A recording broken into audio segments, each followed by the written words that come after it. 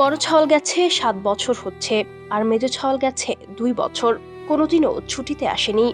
ছাওয়ালটা বলছিল, মা কষ্ট করে খেয়ে দেনা শোধ করছি, বাড়ির কাজটা শুরু করছি, বাড়ি এসে বিল্ডিং এর কাজটা শেষ করব, কিন্তু আমার বাবার আর বাড়ি আসা হলো না। কি সর্বনাশ হলো বাবা আমার। আমার বাবা খাই রে বাবা। কান্না জড়িত কণ্ঠে কথাগুলো বলছিলেন নওগাঁর আত্রাই উপজেলার গন্ডগোহালী গ্রামের ময়না খাতুন। সৌদি আরবে অগ্নিকাণ্ডে 2 ছেলে সুমন ও মোহনকে হারিয়ে এখন শোকে পাথর হয়ে গেছেন তিনি। আমার ধন রে, বড় আশা দিয়ে গেছে রে বাবা। সোমবার সকালে গন্ডগোহালী গ্রামের বাড়িতে গিয়ে দেখা যায় চারদিকে শুধু কান্না আর আহাজারি। স্বজনদের আর্তনাদে ভারী হয়ে উঠেছে পরিবেশ। যে 2 সন্তানকে ঘিরে ছিল মায়ের কত স্বপ্ন, সেই 2 ছেলেই এখন ফিরবেন নিথর হয়ে।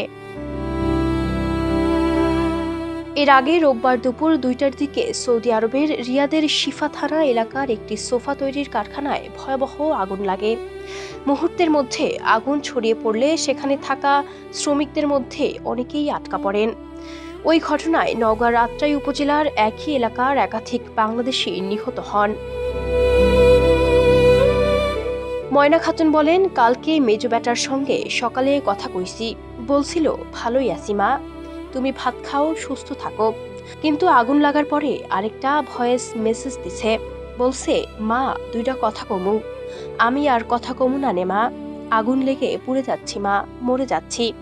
এরপরই যেন থেমে যায় মায়ের পৃথিবী। কান্নায় ভেঙে পড়ে তিনি বলেন, আমার 2 বাবাকে আমার বুকে এনে দেও বাবা, আমার বাবাদেরকে দেখে আমি কলিজা শান্ত করমু, আমার 2 ধনকে আমার বুকে এনা দে বাবা।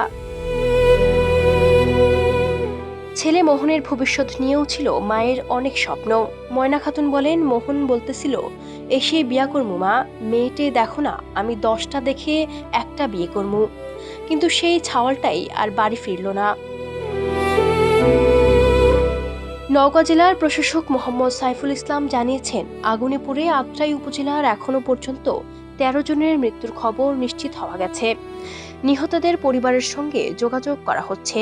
মরদেহ দেশে ফিরিয়ে আনতে প্রবাসী কল্যাণ মন্ত্রণালয়ের সঙ্গে সমন্বয় চলছে।